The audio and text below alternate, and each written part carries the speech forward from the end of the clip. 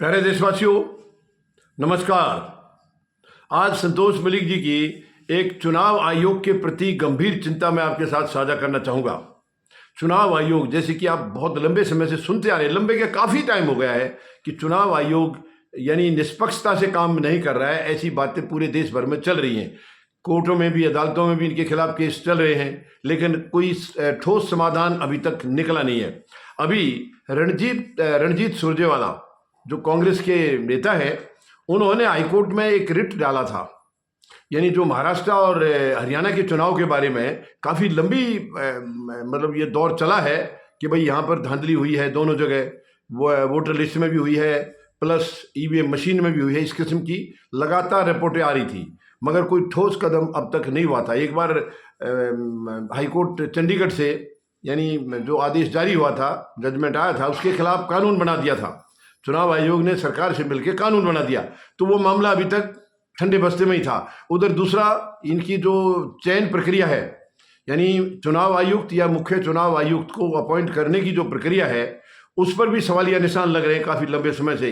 ये भी रिट सर्वोच्च न्यायालय में, माननीय सर्वोच्च न्यायालय में पेंडिंग है। इसके अलावा अभी जो रणजीत सुरजेवाला ने डाला था, उसके ऊपर सुनवाई हुई है और काफ़ी गंभीरता से सुनवाई हुई है। हाईकोर्ट इसके अंदर काफ़ी गंभीर नज़र आई है और चुनाव आयोग को मैक्सिमम इन्होंने 3 महीने का टाइम दे दिया है कि 3 महीने में हर हाल में आपको ये दस्तावेज देने होंगे, क्लियर कट बोल दिया है। और चुनाव आयोग के जो वकील थे वहाँ पर, उन्होंने भी पहले तो उन्होंने ये कोशिश में थे कि भाई इनको 3 महीने क्यों लगना चाहिए, यानी रणदीप सुरजेवाला के जो वकील थे सिंघवी, उन्होंने ये क्लियर बोला कि जो चीज़ें आपके पास उपलब्ध हैं, आपके इसके में डेटाबेस के अंदर हैं, उन्हें देने में आपको 3 महीने क्यों लगेगा। उन्हें तो कुछ भी कोई ज़्यादा समय लगना ही नहीं चाहिए, सब कुछ आपके पास उपलब्ध है, कहीं बाहर से लाने नहीं है। लेकिन फिर भी उन्होंने आनाकानी की है और आखिरी उसने खुद ही 3 महीने बोला था, नहीं कम से कम 3 महीने लगेगा।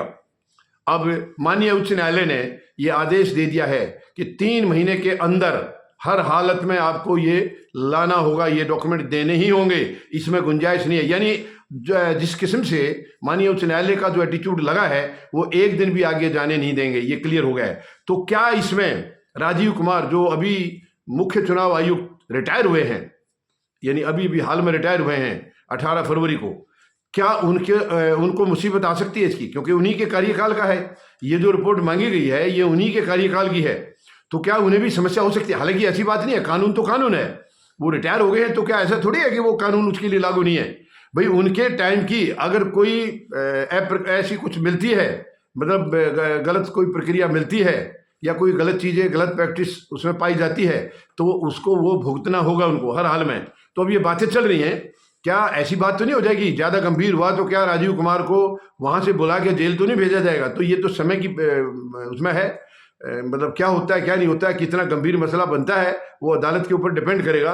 लेकिन फिलहाल ये जरूर आदेश दे दिया गया है कि ये 3 महीने के अंदर ये आपको जो है ना सबमिट करने हैं। हालांकि उनकी जो चुनाव की प्रक्रिया है, चयन वाली जो प्रक्रिया है, जो माननीय सर्वोच्च न्यायालय में जो पेंडिंग है, वहाँ कुछ हालात मुझे सही नहीं लग रहे। मैं अपनी व्यक्तिगत राय दे रहा हूँ, मुझे वहाँ सही नहीं लग रहे, क्योंकि ये सुनवाई उनकी रिटायरमेंट से पहले डेट लगी थी।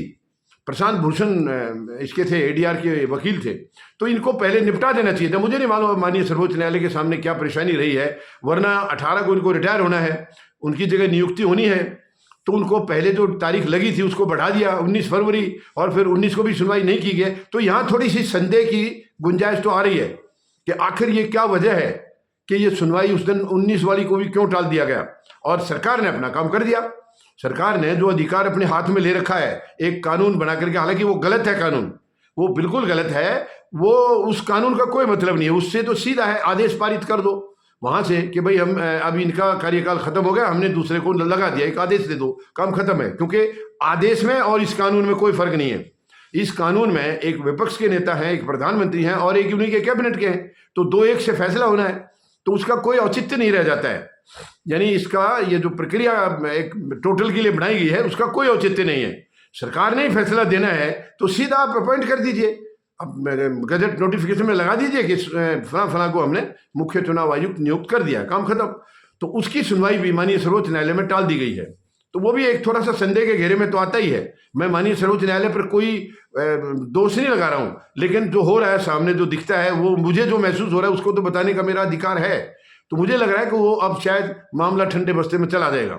लेकिन जो भी है, फिलहाल ये दस्तावेज जो मांगे गए हैं, इनमें क्या निकल कर आता है, क्या उससे हमारे चुनाव की प्रक्रिया पर कोई फर्क पड़ेगा या नहीं पड़ेगा, राजीव कुमार के खिलाफ क्या एक्शन होगा या नहीं होगा, ये अभी समय के गर्भ में है। लेकिन फिलहाल चुनाव आयोग पूरी तरह से दबाव में दिखा है। जो इनके काउंसिल थे वो आगे टाल नहीं कर पाए, उसको टाल मटोल नहीं कर पाए। ये जरूर है, हालांकि ये मुझे भी लग रहा है जब उनके पास डॉक्यूमेंट ऑलरेडी उपलब्ध है तो उनमें क्यों 3 महीने लगे। लेकिन खैर 3 महीने का समय भी माननीय उच्च न्यायालय ने दे दिया है और 3 महीने के बाद उनको हर हालत में ये लाना पड़ेगा और उसमें फिर देखना है कि वो क्या राजीव कुमार के खिलाफ, जो अभी रिटायर हुए हैं, उनके खिलाफ केस बनता है नहीं बनता है, और बनता है तो कितना गंभीर बनता है, क्या उसमें सजा का भी कोई प्रावधान है।